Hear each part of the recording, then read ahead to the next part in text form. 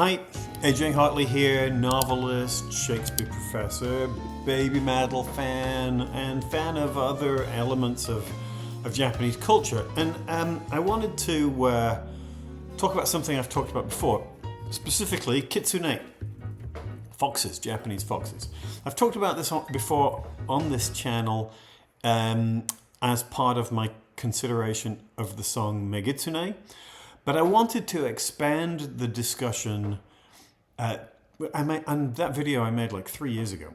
I wanted to expand the discussion to the place of foxes in Japanese cultural history generally, partly because of my own recent travels and the research that I did in preparing my upcoming novel, Hideki Smith, Demon Queller, which together gave me sort of new insight into this rich and complex figure of Japanese religion and folklore.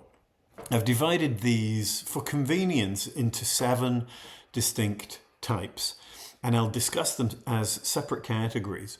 But in fact, the lines between them, as you will see, often blur. And it's not always clear when you're looking at a fox, a Japanese fox, whether it fits into one category or a different one, or both or more. So I have 7 categories here, which is an entire skulk of foxes, okay? So if you didn't already know that, there is a collective noun for foxes, and it's a skulk of foxes. Isn't that great? I don't know how commonly it's used, but it's real. All right, let's start.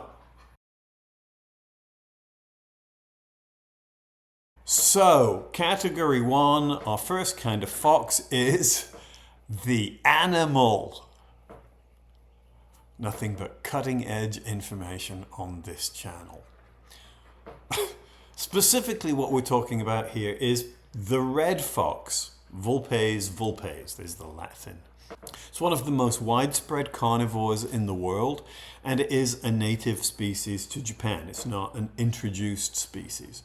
There are 2 subspecies of red fox in Japan, the widespread Vulpes vulpes japonica, the Japanese red fox, and the slightly larger Vulpes vulpes shrinki, the Ezo red fox, which is found in Hokkaido and the northern islands.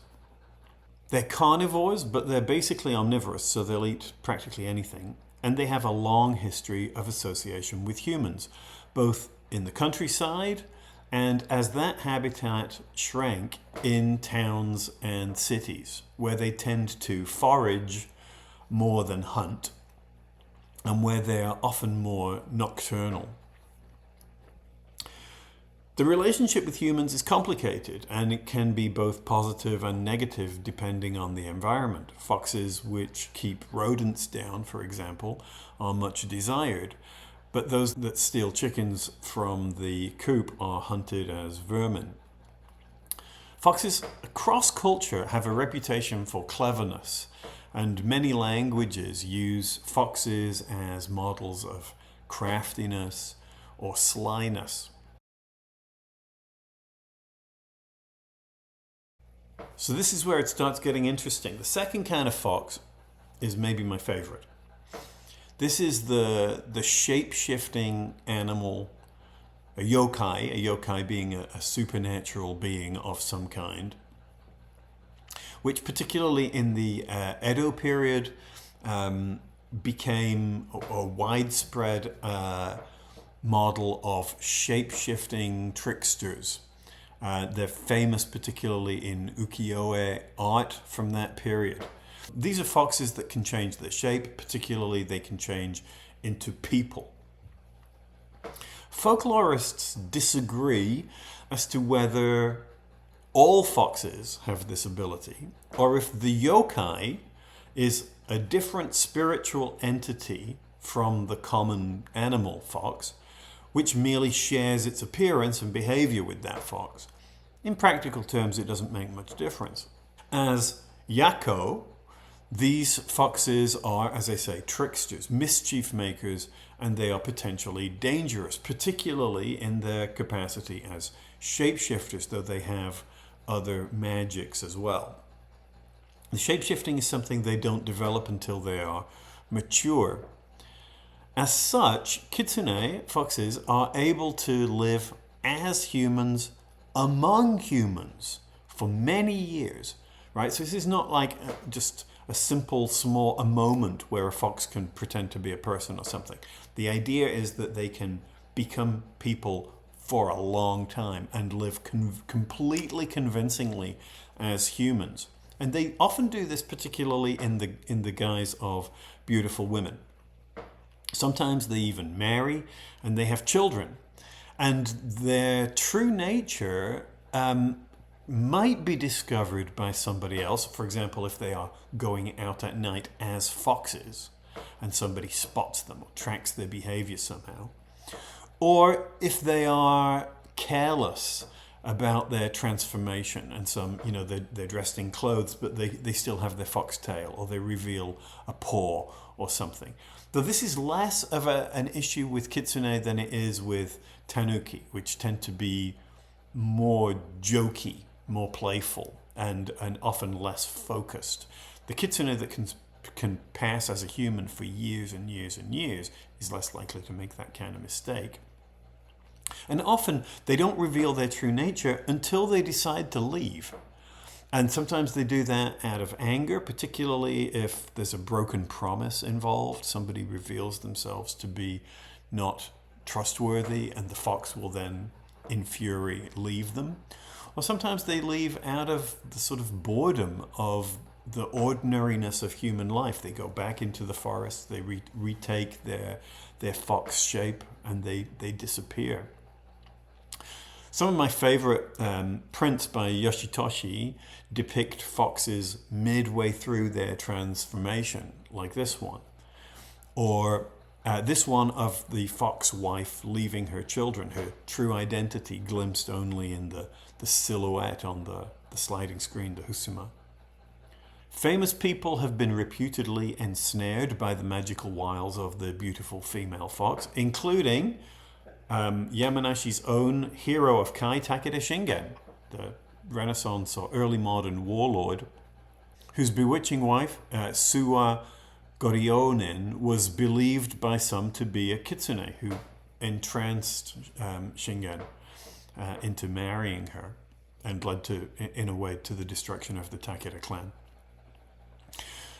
These shape-shifting foxes get more powerful as they get older. They also multiply their tails. One of the signs of a powerful fox is how many tails it has. 9 tails is particularly a sign of legendary magical power. Some of this mythology is derived from Chinese folk legend, but the Japanese versions of these stories are over 1,000 years old, and they've developed local specificities. The kitsune yokai can possess humans as a ninko, which is a kind of invisible spirit, and when they do so, the condition is referred to as kitsune tsuki, which is, until relatively recently, it was conflated with certain forms of mental illness and leads to sort of fox-like behavior on the part of the human being. So, shapeshifters. This is number 2, the shapeshifter. Kitsune are also associated with the Shinto god Inari. If you go to shrines in Japan, you'll often see kitsune statues strategically positioned, usually 2 on each side of the path, one on each side of the path. Sometimes just a pair, sometimes many more. Sometimes they're replaced by koma inu, those Chinese-looking lion-dog hybrids. When I was in Japan, most recently, I thought I was seeing more of the koma inu in certain areas than I was seeing kitsune. But I don't know if that's accurate, whether there's a sort of general cultural or geographical distribution. But and as such, the foxes associated with Inari are called Zenko, and they're guardians of the shrine or messengers of the Shinto god or goddess Inari. Inari can be both male or female. The goddess of rice, of fertility, of health, of good fortune, but also associated with blacksmithing and metalwork. That's in its more masculine guise. Inari Okami is what the goddess or god is called. So these foxes that you see in these shrines function as agents of the god. They're not gods themselves. They are more like, in the Western tradition, angels, because they function as messengers and warriors. They're associated, it's believed by some folklorists that they're associated with Inari because the fields mark the border between village and forest or mountains, and that's where foxes and people overlap the most. And perhaps because foxes would keep down the rats, which would eat stored rice and other grain, right? So the fox becomes a sort of benevolent figure of the fertility god or goddess because they're helping the village to maintain its food supply. Inari foxes are usually white, and they're often shown with a ball in their mouths, or sometimes it's sort of somewhere else on their body, but often it's in their mouths, called a hoshi no tama. It's sort of a pearly jewel-like sphere, which represents the creature's spiritual essence. It's almost like a soul, and the fox can't survive if it's separated for too long from this magical ball. And the ball itself is also associated with kitsunebi, which is like those little tongues of fire that are often associated with the supernatural in Japan, ghost light of some sort, which seem to appear spontaneously out of nowhere. There's no clear source. They're just a sort of seemingly magical illumination. There's a comparable form of this is the one that gets generated by damp or rotting vegetation. And you know, in England, where of course you have the same phenomenon, it's called foxfire, which is really interesting. It suggests the sort of association of foxes with mystical phenomena across wildly different nations and cultures. The magical power of the fox for good, as embodied by the many statues at Inari shrines, are supposed to protect the holy place from evil influences. The fox, even though it's just a messenger of the god, not the god itself, has magical power to hold evil at bay. The most famous Inari shrine, of course, is the Fushimi Inari shrine in Kyoto, that has the long torii walk with dozens and dozens of shrines guarded by kitsunes all along it, which if you ever go to Kyoto, you absolutely must do that walk. It's fantastic. You have to get up above the town into the mountains, and you kind of leave all the tourists behind when you get to the top, and then you've got this fantastic walk through all these vermilion torii all the way along. It's beautiful. But you can, so, you know, obviously there's major shrines like that, but you can find them everywhere in Japan, you know, from tiny little shrines in mountain villages and isolated woodland spots, but also in the heart of major cities. When you're wandering around Tokyo, you can just stumble on them. Some of them are huge complexes of structures surrounded by statues and stone lanterns. Others are no more than a tiny altar located next to a house or shop where people make offerings of food that foxes are supposed to particularly like kitsune udon, right? The fried tofu is the kitsune udon. So yeah, That version of the foxes associated with Inari is just everywhere in Japan. I said that the presence of the kitsune statues, like the tori, is one of the ways that you can tell that you're looking at a shrine, a Shinto shrine, rather than a Buddhist temple. But that's not exactly consistently true.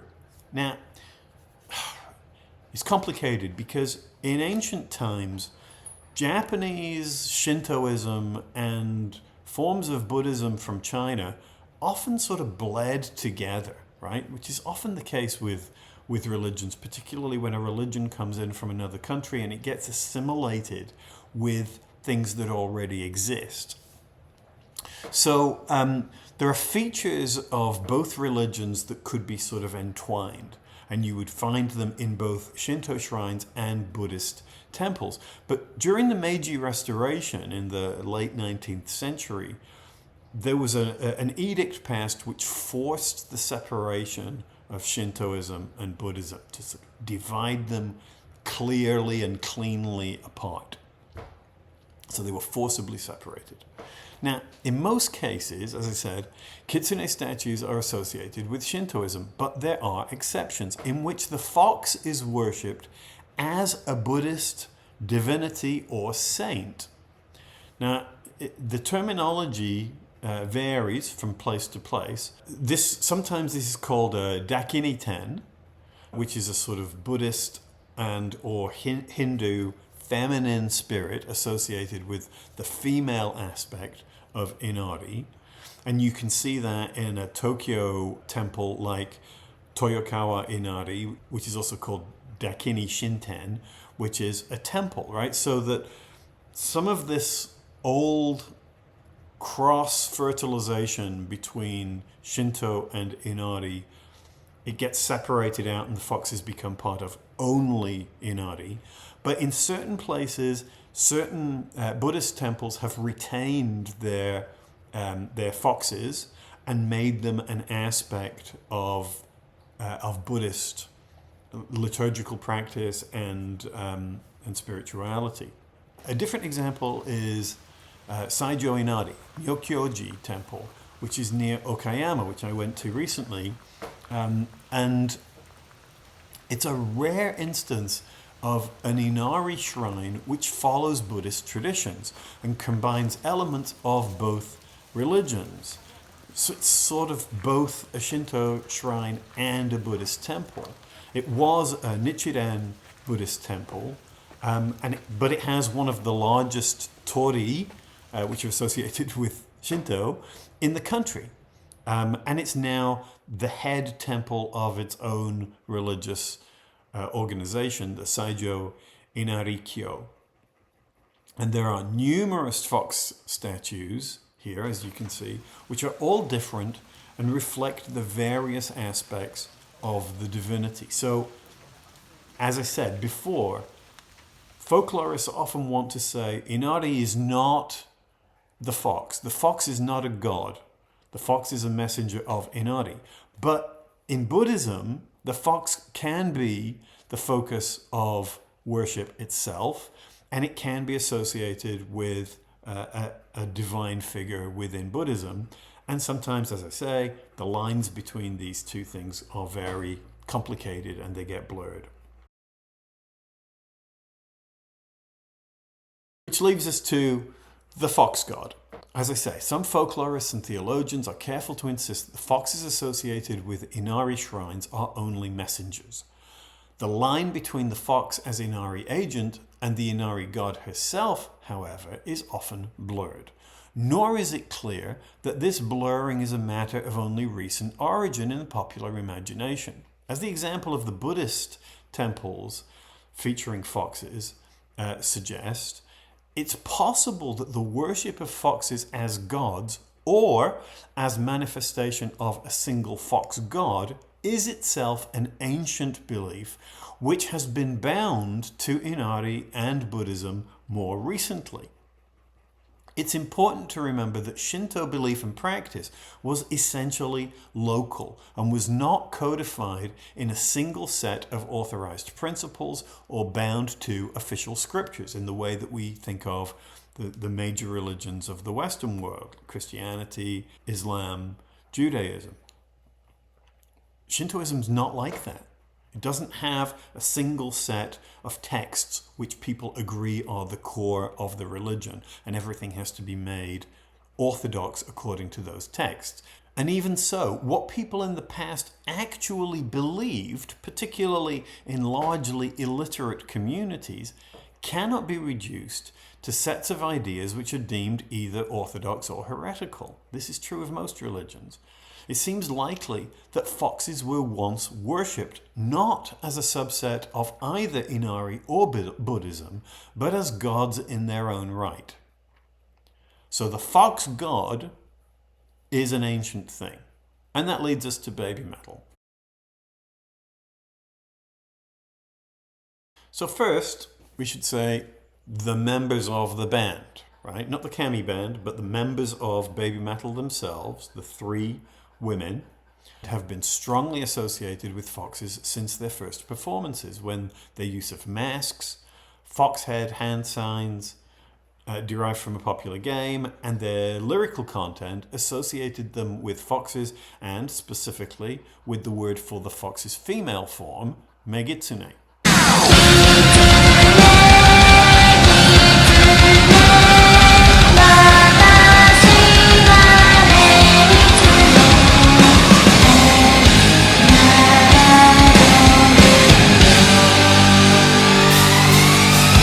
Metal announces kitsune, kitsune, watashi wa megitsune. Foxes, foxes. I am a female fox. It's an interesting distinction.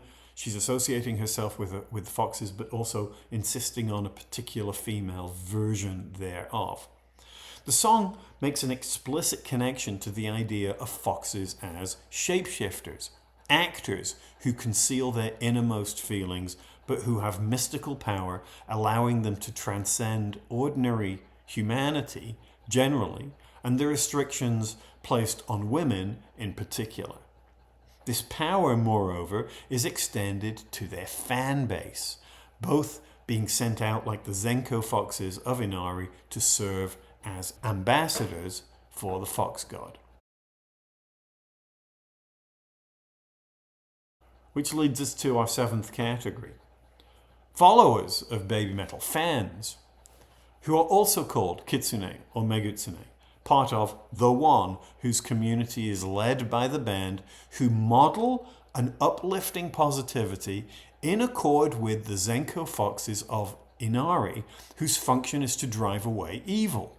This is important, and I don't think it gets said enough.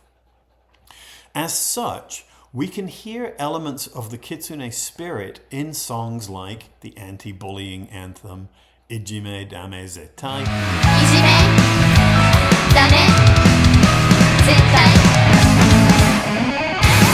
and the various songs about standing up for hope and fighting hardship against overwhelming odds, from Karate and Road of Resistance to Metal Kingdom and Monochrome.